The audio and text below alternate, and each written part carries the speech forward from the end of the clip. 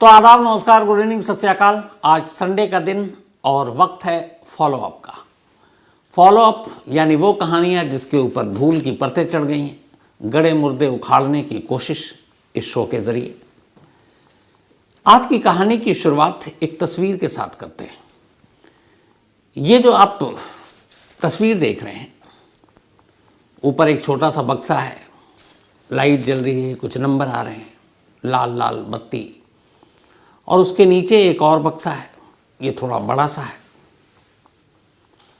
और ये जो बड़ा बक्सा है ये एक फ्रिज है, और ये फ्रिज इस वक्त एक अस्पताल के पोस्टमार्टम हाउस के एक कमरे में रखा हुआ है। और ये जो फ्रिज है ये आज से नहीं बल्कि पिछले करीब 34 महीनों से रखा हुआ है। अब 34 महीने से एक फ्रिज में एक लाश भी क्या कहें, कंकाल क्यों है? इसको देखकर थोड़ा सा मतलब अजीब सा लगता है कि एक ऐसा मशीन, एक डब्बा, एक फ्रिज, और उसके अंदर कोई इंसान पड़ा हुआ है। सोचकर ही अजीब लगता है इसको देखकर, अगर आप इस गहराई में सोचना शुरू करें तो ये तो फ्रिज की तस्वीर है। अब जरा आप इस लड़की की तस्वीर भी देख लीजिए। इसका नाम है रीटा। रीटा उत्तर प्रदेश के इटावा के जसवंत नगर इलाके की रहने वाली एक गांव की लड़की है।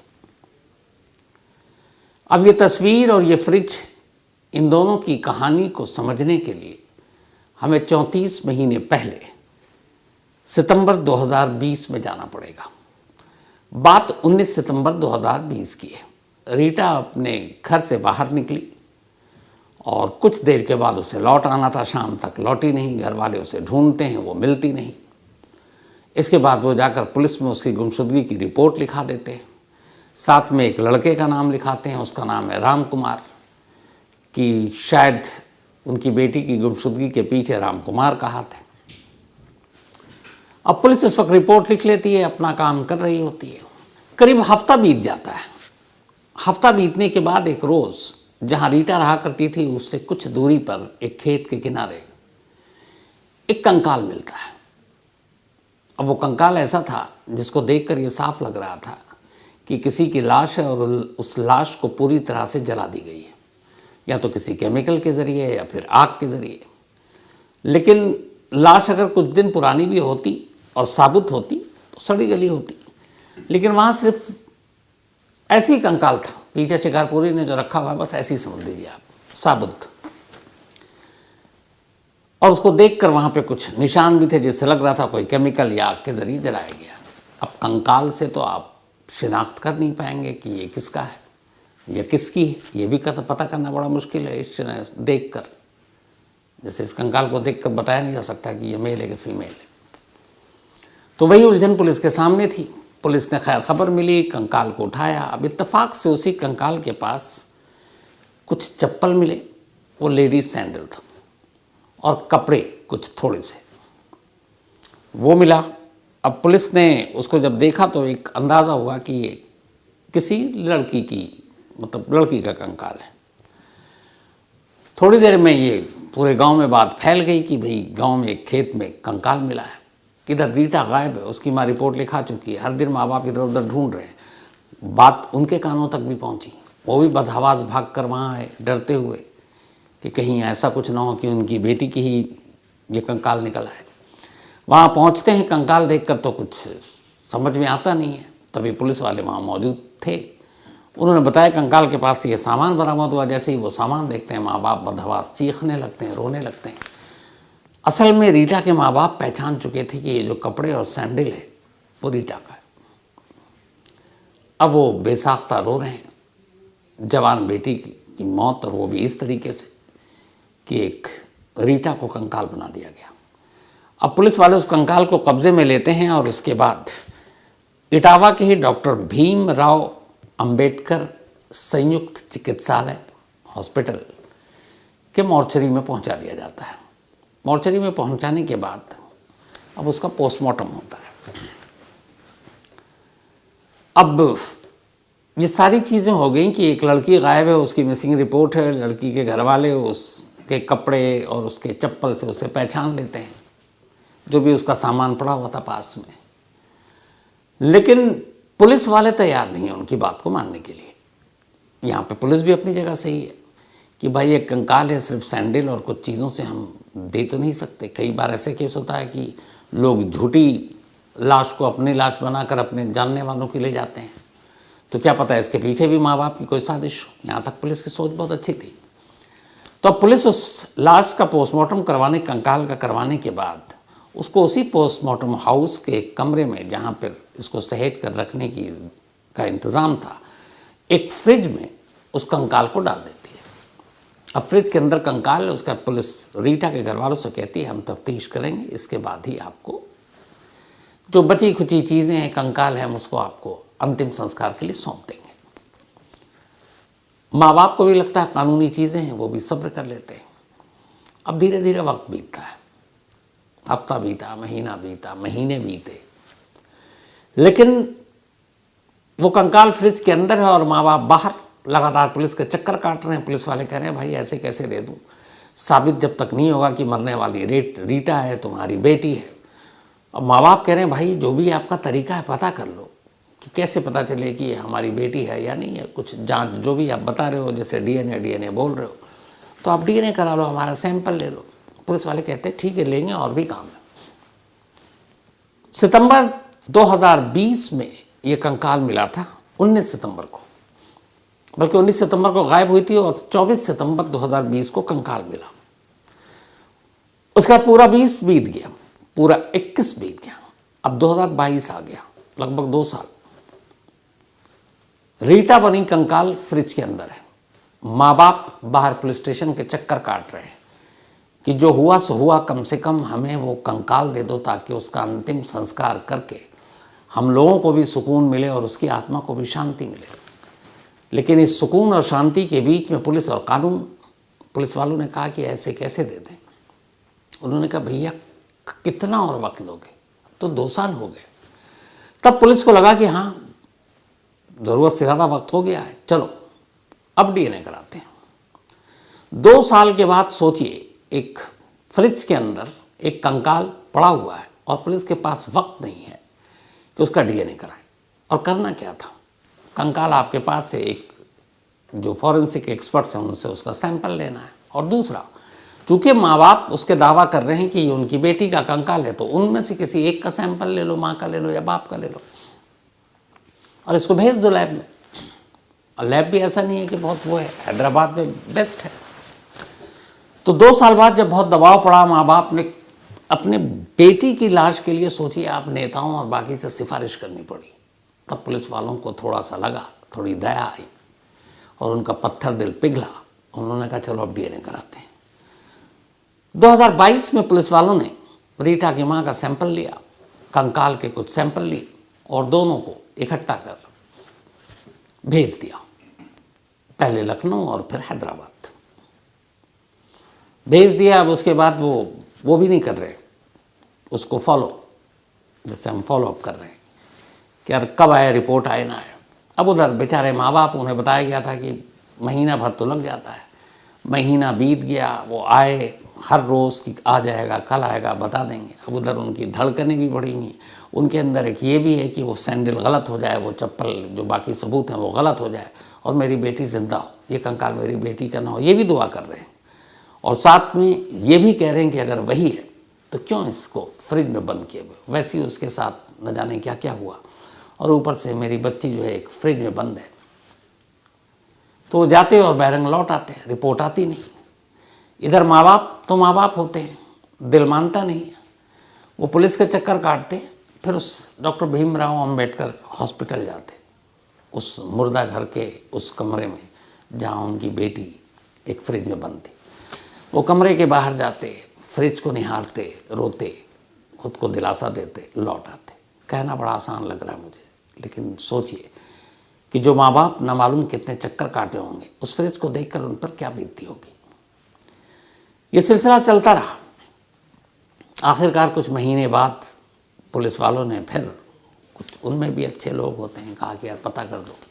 तो रिपोर्ट आई, कमाल की रिपोर्ट थी। रिपोर्ट आई तो रिपोर्ट में ये था कि हम बता नहीं सकते, डीएनए के ये सैंपल की रिपोर्ट है और रिकॉर्ड पर है, हम बता नहीं सकते कि ये जो सैंपल आपने भेजा है रीटा की माँ की और ये जो कंकाल का आपने भेजा है, ये सच में उसकी बेटी है या वो उसकी माँ है कि नहीं, इसलिए कि सैंपल ठीक से कलेक्ट नहीं किया गया और सैंपल उस हिसाब से नहीं भेजा गया जिसकी जांच कर हम ऑथेंटिक तरीके से बता सके। मतलब कमाल देखिए, 2 साल बाद याद भी आया तो सैंपल इस तरीके से भेजा गया जो किसी काम का ही नहीं था, लेकिन सरकारी काम था, आने जाने में बड़ा वक्त लगा, लेकिन रिपोर्ट 0, 0, पता ही नहीं चला, इनकन्क्लूसिव। अब इधर माँ बाप आए तो पता चला रिपोर्ट आ गई, धड़कते दिल के साथ थाने में पहुंचे, लेकिन उन्हें बताया गया कि नहीं, क्लियर नहीं हो रहा है कि तुम्हारी बेटी है, इसलिए हम कंकाल नहीं देंगे, वो फ्रिज में ही पड़ा रहेगा। फिर लौटा दिया। फिर साथ में उन्होंने आश्वासन दिया कोई बात नहीं, हम दूसरी बार सैंपल भेजेंगे, तुम फिक्र मत करो। वो भी वक्त बीतता गया।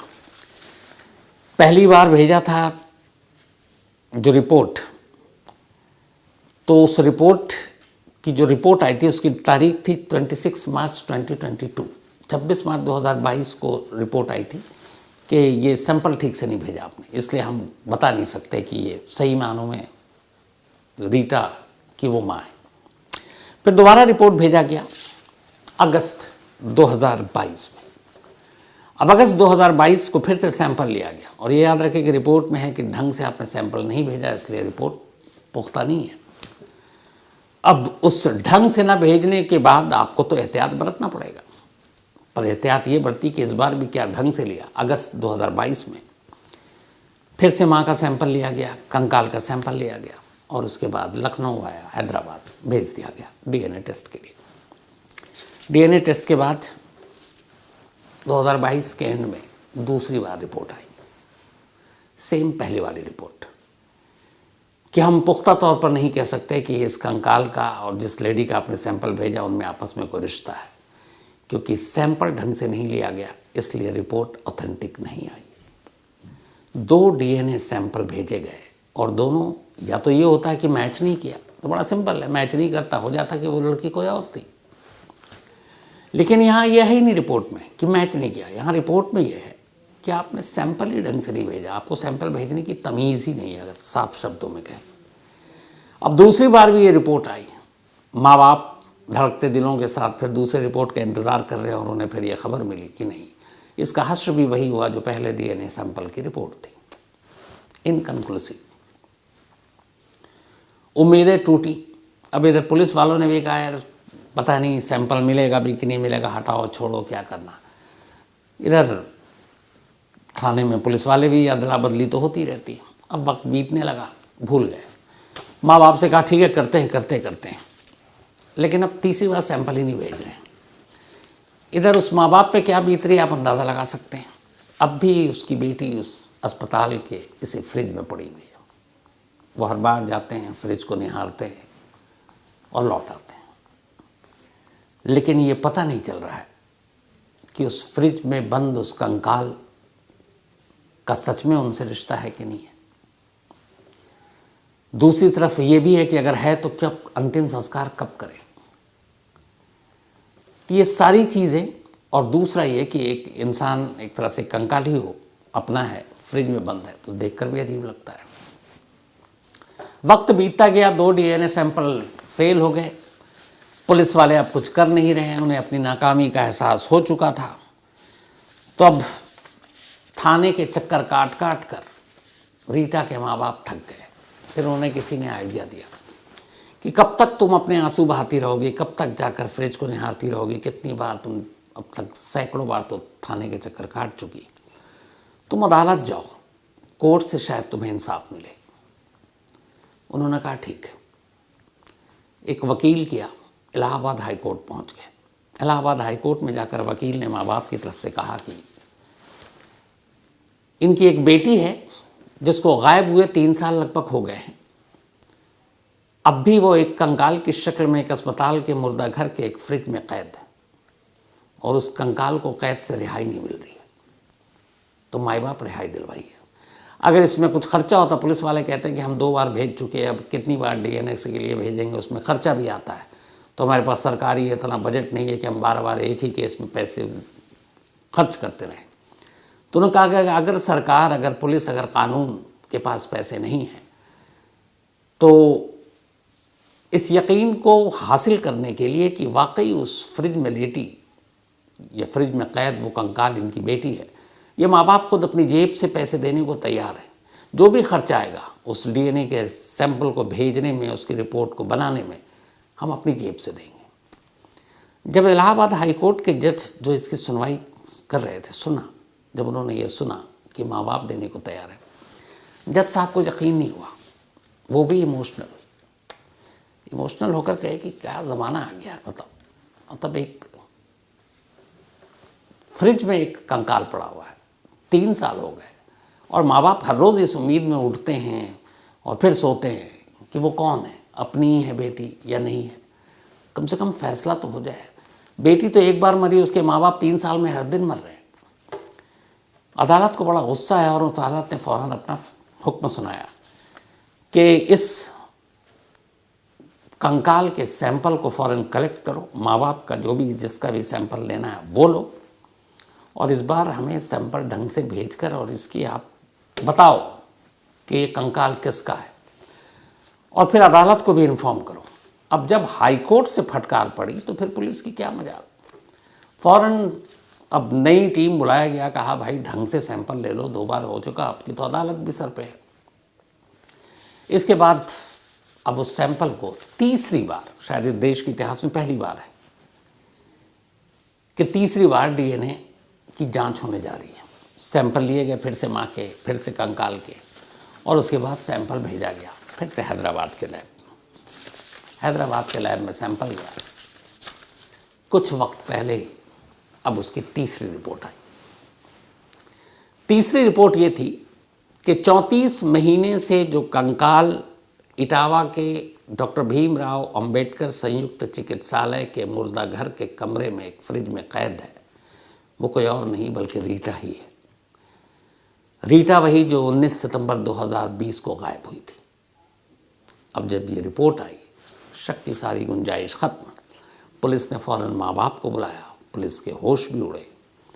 माँ बाप को जब रिपोर्ट दिखाई तो माँ बाप को समझ में नहीं आया कि वो रोएं या खुश हों, क्योंकि अब तक एक आस थी कि शायद फ्रिज में वो कंकाल पराया निकले। वो आस टूट गई, और शायद थोड़े से खुशी के लम्हे भी थे कि चलो, जो 34 महीने की कश्मकश थी कि वो बेटी है कि नहीं है, और वो यहीं क्यों पड़ी हुई है, एक मुर्दा को उसका आखिरी अंतिम संस्कार मिलना चाहिए, वो हक उससे क्यों छीना जा रहा है। 34 महीने बाद कम से कम ये हक तो उन्हें मिला। इसके बाद उस फ्रिज को खोला गया। 34 महीने के बाद एक कंकाल कैद से आज़ाद हुआ। पुलिस की निगरानी में उस कंकाल को समेट कर रीटा के माँ बाप के साथ मौजूदगी में उन्हीं के गांव के खेत में ले जाया गया। उस खेत में एक गड्ढा किया गया और पूरे रीति रिवाज के साथ उन हड्डियों को दफना दिया गया। 34 महीने के बाद कंकाल को तो आज़ादी मिल गई, लेकिन एक सवाल अब भी कैद था, और वो ये कि आखिर ये रीटा ही थी जो कि डीएनए ने साफ कर दिया, तो फिर रीटा का कातिल कौन था और रीटा को मारा क्यों। अब पुलिस को अपनी कमियों का भी एहसास होने लगा कि जब 19 सितंबर को रीटा गायब हुई थी तो 20 तारीख को ही, अगले दिन, रीटा के माँ बाप ने पुलिस में मिसिंग रिपोर्ट के साथ साथ एक नाम लिखाया था, राम कुमार। उन्होंने कहा था मेरी बेटी की गुमशुदगी के पीछे वही शख्स है, लेकिन पुलिस को इधर यही था कि रीटा कहीं गई है, आ जाएगी। एक हफ्ते बाद कंकाल मिला तो यही पता नहीं कि कंकाल किसका है। तो जब उसे कंकाल की सच्चाई नहीं पता थी पुलिस को, तो फिर रीटा के माँ बाप की इस सच्चाई को कहाँ कुरेदने का वक्त था उनके पास, टाल दिया। कभी राम कुमार को पूछा तक नहीं, बुलाया तक नहीं। अब 34 महीने बाद सच्चाई आ गई, तो अब तो यह है कि रीटा का कत्ल हुआ है। कत्ल हुआ है तो कातिल कौन। अब पुलिस को उस पुरानी 34 महीने पुरानी उस मिसिंग रिपोर्ट की याद आई, नाम लिया, फिर माँ बाप से पूछा कौन है राम कुमार। तो पता चला राम कुमार उसी गांव का एक लड़का था जिसके साथ रीटा की दोस्ती थी, दोनों प्यार करते थे, लेकिन दोनों की जातियां अलग थी। राम कुमार के घर वाले इसके लिए तैयार नहीं थे और फिर एक रोज़ इसी वजह से रीटा की जान ले ली गई। अब इस जान लेने में राम कुमार अकेला था या उसका पूरा परिवार, या उसके पूरे परिवार ने रीटा को मारा, या सिर्फ राम कुमार ने, ये अब तफ्तीश का इसलिए विषय हो गया है क्योंकि तब से उसके बाद राम कुमार के परिवार ने, जब रीटा गायब हुई, कंकाल मिला, गांव छोड़ दिया था, कहीं और चले गए। जब 34 महीने बाद पुलिस ने राम कुमार को ढूंढना शुरू किया, राम कुमार के परिवार तक भी ये बात पहुंची और आखिरकार अपने आप राम कुमार ने कोर्ट में जाकर सरेंडर कर दिया। अब राम कुमार बताएगा कि 19 सितंबर 2020 को क्या हुआ था, लेकिन कहानी राम कुमार के बताने के बाद ख़त्म नहीं हो जाती। ये कहानी अपने साथ बहुत सारे सवाल छोड़ती है, पुलिस के लिए भी, सिस्टम के लिए भी, जुडिशरी के लिए भी, डॉक्टरों के लिए भी, और हमारी नई टेक्नोलॉजी को इस्तेमाल करने वाले लोगों के लिए भी। तो दो बार सैंपल लेना पड़ा और सैंपल गलत लेना पड़ा, और उसकी वजह से तीसरी बार डीएनए का सैंपल लिया और तब कहीं जाकर कैद में ये कंकाल, उसको इंसाफ मिला, उसका अंतिम संस्कार हो पाया। लेकिन ये वो डीएनए ही है जिसने इस देश की बहुत सारी उलझी हुई क्राइम मिस्ट्री को सुलझाया है। ऐसे कुछ केसों पर अगर नज़र डालें तो 1991 राजीव गांधी असैसिनेशन केस जो श्रीपेरुम्बदूर में हुआ था, और एक ज़बरदस्त धमाका, ह्यूमन बॉम्ब, और उसमें कई लाशें तो ऐसी थी जो पहचानने के भी मतलब हालत में नहीं थी, और उस वक्त फिर डीएनए फिंगरप्रिंट्स का सहारा लिया गया था, और उसी के ज़रिए पता चला कि कौन बॉम्बर था और बाकी जो मरने वाले लोग थे उनमें कौन कौन, और इवन धनु के बारे में भी उसी डीएनए फिंगरप्रिंट से पता चला था। 1995 दिल्ली का मशहूर तंदूर कांड, इस तंदूर केस में भी नैना साहनी जो सुशील शर्मा की वाइफ, उसके मर्डर के बाद उसको तंदूर में डाला गया और फिर डीएनए और फिंगरप्रिंट्स के ज़रिए ही नैना साहनी की पहचान हुई, जिसके बाद सुशील शर्मा को 25-26 साल जेल में रहना पड़ा। पंजाब के पूर्व मुख्यमंत्री बेअंत सिंह की असैसिनेशन केस 1995, जब सेक्रेटरिएट के बाहर एक ज़बरदस्त धमाका हुआ था और उस वक्त पंजाब के डीजीपी केपीएस गिल थे, और उन्होंने ये कहा था कि ये इसके पीछे जो ह्यूमन बॉम्ब का हाथ है इस हमले के, और फिर वहाँ पर जो डीएनए और फिंगरप्रिंट्स तमाम विक्टिम्स के लिए गए, तो उनमें से एक का जो मैच किया था वो एक बब्बर खालसा ग्रुप से था जिसका नाम था दिलावर सिंह, तो वो डीएनए फिंगरप्रिंट से ही संभव हो पाया था। इसके अलावा 1996 प्रियदर्शनी मट्टू केस, एक आईपीएस का बेटा जिसने एक प्रियदर्शनी नाम की लड़की दिल्ली यूनिवर्सिटी की स्टूडेंट, उसका रेप किया था, और ये केस उस वक्त मीडिया में काफ़ी सुर्खियों में था। संतोष कुमार सिंह आरोपी, लेकिन उस वक्त पुख्ता सबूत और बाकी कोई विटनेस की न थे, इसलिए लोअर कोर्ट ने 1999 में संतोष कुमार को जब बरी कर दिया तो हंगामा मच गया था कि ये क्या है। लेकिन फिर दिल्ली हाई कोर्ट ने सिर्फ और सिर्फ डीएनए के रिपोर्ट के आधार पर संतोष को सज़ा सुनाई। तो एक कोर्ट ने बरी कर दिया, लेकिन दूसरे कोर्ट ने डीएनए को सामने रखकर सज़ा सुना दी। 2009 actor shiny Ahuja rape case, अपनी ही मेट का रेप करने का इल्ज़ाम लगा था, और उस रेप के बाद पुलिस ने फिर जो मेट थी उसका वेजाना का सैंपल लिया, और जिसके बाद डीएनए सैंपल के थ्रू ये पुख्ता हुआ कि शाइनी आहूजा ने ही रेप किया था, और फिर उनको सज़ा हुई। 2012 निर्भया केस कौन भूल सकता है दिल्ली का। उस निर्भया केस में भी जिस तरीके से निर्भया के साथ जो कुछ हुआ, दिल्ली पुलिस ने बाकायदा तमाम आरोपियों का डीएनए कराया था ताकि कोर्ट से उन्हें कोई राहत न मिले, और उस डीएनए में हर एक का सैंपल मैच किया था निर्भया के साथ, और सभी गुनहगार अपने अंजाम तक पहुँचे। 4 को फांसी की सज़ा दी गई, फांसी पे टांग भी दिए गए। एक ने सुसाइड कर लिया था, एक जुवेनाइल था, बच्चा था, इसीलिए वो बच गया। 2013 एक हैदराबाद में ब्लास्ट का केस था, उसमें पुख्ता जानकारी मिली थी एजेंसी को कि एक घर में जहाँ पे बॉम्ब बनाया गया वहीं सारे टेररिस्ट थे, लेकिन जब एजेंसी के लोग पहुँचे तो घर खाली था, लेकिन उन्होंने वहाँ से कुछ डीएनए सैंपल कलेक्ट किए, और बाद में कुछ आरोपी जो पकड़े गए उनसे मैच किया तो पता चला वहाँ उनकी मौजूदगी थी, तो वो केस भी डीएनए ने सुलझाया। अभी लेटेस्ट जो कहानी मैंने आपको अभी इसी हफ्ते या पिछले हफ्ते सुनाई, बेंगलुरु की 1998 की कहानी, जिसमें 1 महीने बाद एक महिला की बॉडी मिलती है, और कैसे उस वक्त बेंगलुरु और पुलिस, कोर्ट, अदालत, जज सबके लिए डीएनए शब्द ही नहीं था, लेकिन उस डीएनए की वजह से कैसे आरोपियों को सज़ा मिली। तो डीएनए अगर इतना कारगर है तो डीएनए का सैंपल कैसे लिया जाए और डीएनए का इस्तेमाल कैसे किया जाए, पुलिस वालों को ट्रेनिंग की सख्त ज़रूरत है, और ऐसा करते हुए वो गलती ना करें, ये पुख्ता होना चाहिए।